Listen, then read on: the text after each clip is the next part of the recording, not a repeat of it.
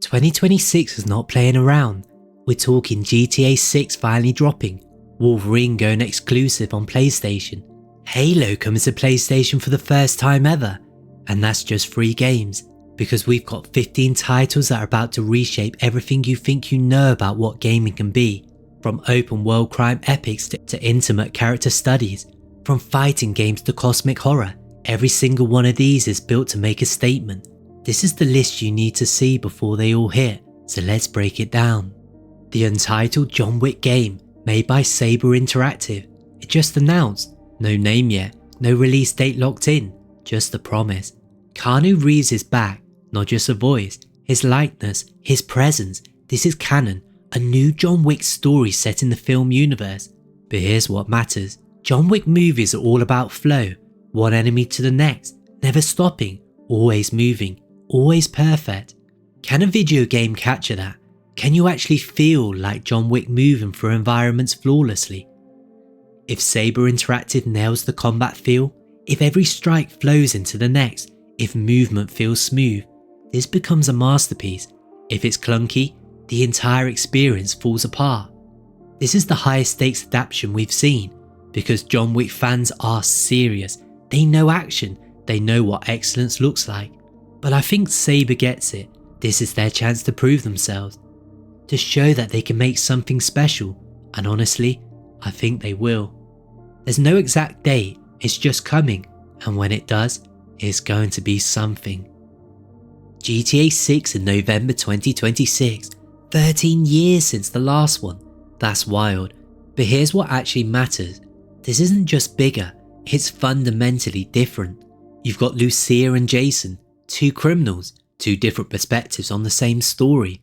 That's never happened in a Grand Theft Auto game. Their motivations clash, their methods clash.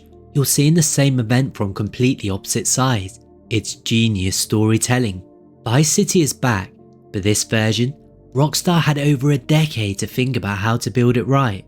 They're not just recreating Florida beaches, they're creating a living, breathing world where every corner has purpose.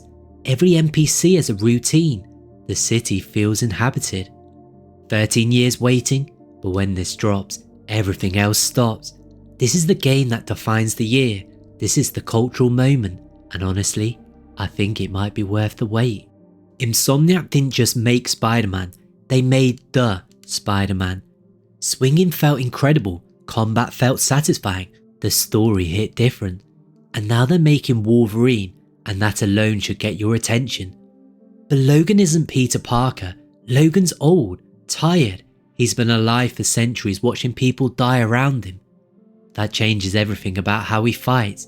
This isn't acrobatic superhero action. This is brutal, efficient, wary combat. Every claw strike has weight because Logan's carrying the burden of centuries. The healing factor is the hook. You're literally watching wounds close in real time. It changes strategy. It changes how you approach encounters. You're not fragile. You're relentless. Fall 2026. We don't have a date yet, but Insomniac's track record is perfect. They don't rush. They don't cut corners. When they say it's ready, it's ready. This could be the best superhero game ever made, and I actually believe that. Phantom Blade Zero looks like someone took a kung fu movie, animated it perfectly, and said people can play this now. It's absurdly gorgeous. S-Game, a Chinese studio, nobody knew them before this. Now, everyone's watching them, because the fighting in this game is insane. We're talking frame by frame animation of sword strikes, martial arts so detailed you can see individual techniques. Every combo flows into the next like choreography.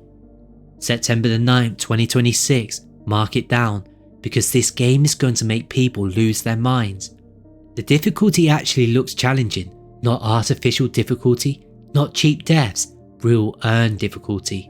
You're learning patterns, reading enemies, responding with precision. When you beat a boss in this game, you feel it. Some people say it looks like Sekiro or other Souls-like.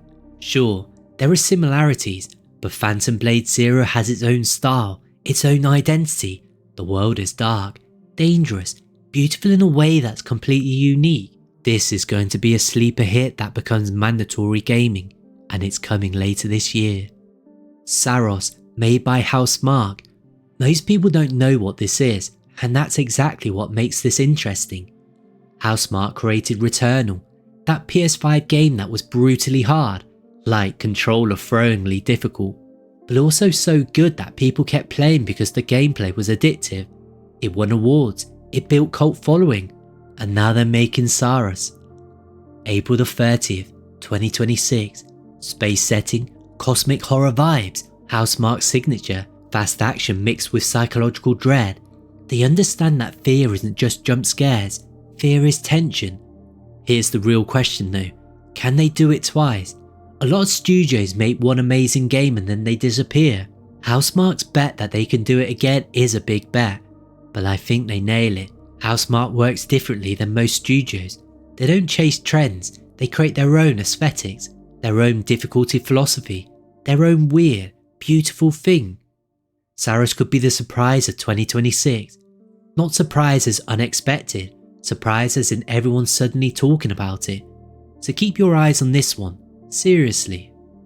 Resident Evil Requiem, February the 27th, 2026. Capcom's word for a requiem is a funeral song. That name choice, not accidental. This is going full horror, not the action horror that they've been flirting with. This is survival horror turned up to 11. Real psychological terror, real jump scares that earn their place, real atmosphere that makes your skin crawl.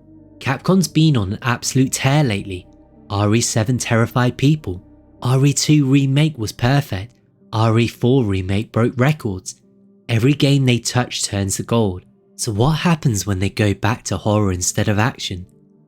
The name Requiem suggests this might be concluding something massive, a story arc ending, mysteries finally answered, and Capcom loves playing the long game with their narratives. They plant seeds in RE5, water them in RE7, and harvest in RE9. We don't know everything yet, but by February the 27th, people are going to be desperate to play this. Bring a light, you're going to need it. Control was strange, actually weird. Not enough people played it, but those who did, they got it. Reality bending government building, objects floating everywhere, telekinesis, confusion as a feature, not a bug. Control Resonant is the sequel. Remedy's making it, and Remedy just finished Alan Wake 2, which proves they're in peak form right now. Dylan Fader is the protagonist this time, Jesse's brother, different powers, same twisted federal brawler of Control where gravity is optional and reality follows its own rules. Here's the thing about Remedy, they don't hold your hand, they don't explain everything. You're confused for the first few hours, that's intentional, that's their point. The confusion is the atmosphere, and if you stick with it, you're suddenly hooked, completely invested. 2026 release, exact date is to be announced, but I'm waiting. Remedy makes games worth waiting for, every single time. If they bring what worked in the first game and make it bigger, this is instant classic territory. This game is going to mess with your head, and you're going to love it. Most James Bond games have been, well, not great, let's be honest, but IO Interactive is making this one. The studio behind Hitman, the series where you can complete the same mission 15 completely different ways. Think about that. James Bond with that level of creative freedom. Sneak through the window, walk through the front door in disguise, go in fighting. The outcome changes based on your choices. May the 27th, 2026, young Bond, before he was famous, before the fancy gadgets and tuxedos. This is his origin, the moment he becomes a legend. And here's what matters. This isn't a movie tie-in, this is an original story. New canon, new universe, Bond at his hungriest, before experience taught him patience.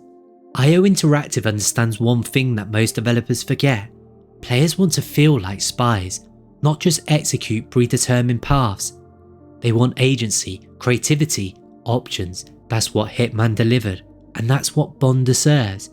If IO brings their A game, this doesn't become a good Bond game, it becomes the Bond game, the one people talk about for years. Rebel Wolves started with people from The Witcher 3. That immediately means something. That's serious talent in the room. The Blood of Dawnwalker is a dark fantasy with vampires, but not the brooding romantic kind. This is survival horror mixed with RPG mechanics. You're half vampire, caught between two worlds.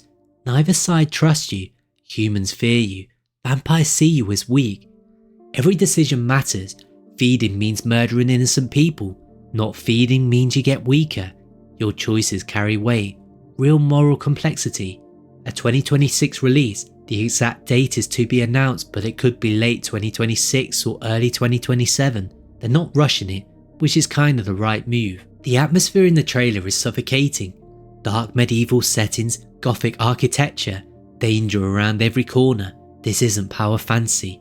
This is about survival in a world that wants you dead. Rebel Wars has proven that you don't need massive budgets to create something special. You need vision, talent, passion, and they've got all three. This game is going to creep you out, and you're going to want more. Motion Twin made Dead Cells, one of the best action games ever. Super smooth, super fast, perfect controls, and now they're making Castlevania. Castlevania games are all about running through dark castles, whipping monsters, finding weapons, and just feeling powerful. Motion Twin understands fast, satisfying combat better than almost anyone. And Belmont's curse. You're a Belmont, legendary vampire hunter family. Dracula's castle is waiting. Monsters are everywhere. Your whip is your weapon. Your determination is your armor. It's classic Castlevania with modern, incredible smooth fighting. Every enemy attack is readable. Every combat flows into the next. Combat feels like a conversation between you and your enemies. They attack, you respond. It's perfect rhythm-based action. 2026 release with an exact date to be announced. This is one of those perfect marriages of developer and franchise. If they don't mess it up, and I don't think they will, this becomes an instant classic, the best Castlevania game in decades. Crimson Desert, March the 19th, 2026. Pearl Abyss, Korean studio. They've already gone gold, which means it's finished. This is actually happening soon. This is a single player adventure game, not an MMO. You're a warrior named Macduff, medieval world, dark, dangerous, everyone's fighting to survive. Pearl Abyss learned combat design from Black Desert. The backflips, the combo, the satisfaction of hitting enemies. But Crimson Desert takes that core and builds something completely different around it. Story driven, character focused, a protagonist with motivations and relationships that actually matter. The trailers show gorgeous environments, mountains, sunsets, medieval architecture, but it's all lived in. This isn't a pretty world, it's a dangerous world that happens to be beautiful. March the 19th is soon, that's not years away, that's months, and every trailer that drops proves Pearl Abyss is taking this seriously. They're not cutting corners. If they nail the story, if they make you care about Macduff in this world, this becomes one of 2026's best games. Seriously, don't ignore this one. This could surprise everyone. Onimusha, if you don't know what it is, imagine samurai versus demons. Japanese horror mixed with sword combat. Old series, really old. Capcom made it, then they stopped for like 20 years. But now it's back. The Way of the Sword 2026. It's not a remake of an old game, it's a brand new entry. Capcom has been making incredible games lately. Everything they touch turns to gold. RE remakes, Monster Hunter, Dragon's Dogma 2. They understand how to respect legacy while creating something fresh. Samurai combat in Capcom's hands? That's scary good. They know how to make sword fighting feel weighty. Every strike matters, every parry is tense. Every boss fight is a lesson in pattern recognition and timing.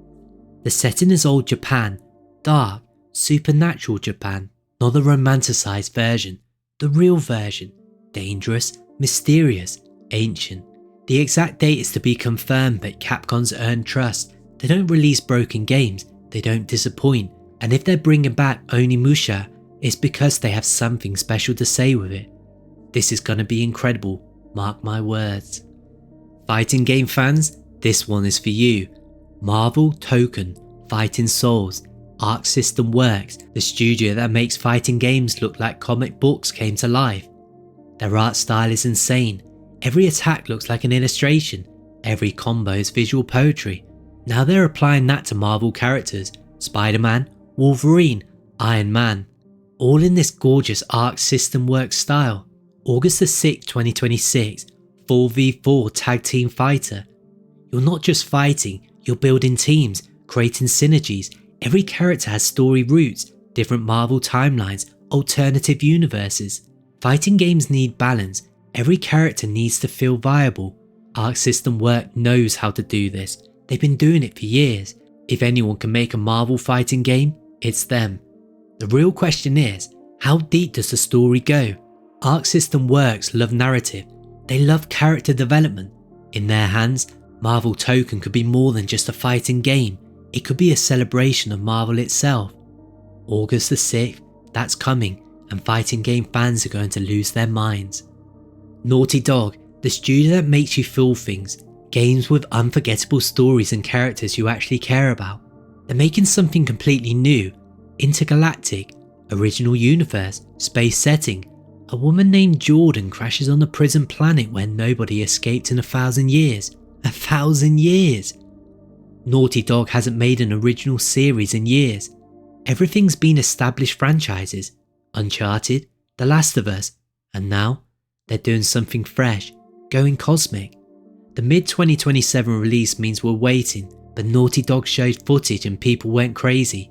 Graphics looked impossible, story looked dark, mysterious, emotional.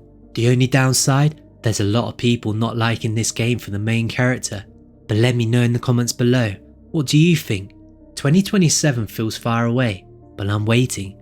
Naughty Dog makes games that become part of your life, and hopefully this could be another one of them. This is historic. Halo on PlayStation. Halo was Xbox. Halo is Xbox. Master Chief was literally the Xbox mascot, and now he's coming to PS5. The industry is actually changing. November 2026, Halo campaign evolved. Every campaign, all the stories that made this franchise legendary. All the stories that made this franchise legendary. Millions of PlayStation players are about to experience these for the first time. 343 Industries didn't just port the old games, they rebuilt the campaigns, new story beats, new gameplay, modernised everything. They're respecting the source material while creating something fresh. Combat's refined, encounters require tactics. You're thinking, not just shooting, pacing's tighter, the story's sharper, and yeah, some Xbox fans might feel something, but here's the truth, more people playing great games is always good. I don't care what console you have, the Halo story is worth experiencing. November the 26th, get ready, this is the moment Halo becomes truly universal. That's the list, 15 games that could define 2026.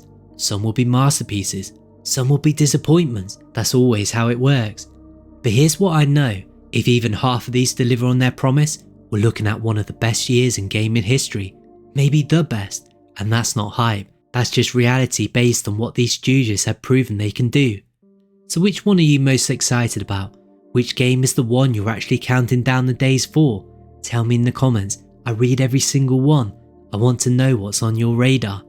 If you like this breakdown, hit subscribe, because when these games start dropping, I'm going to be here telling you which ones are absolutely worth your time and money. Thanks for watching, I'll catch you in the next one.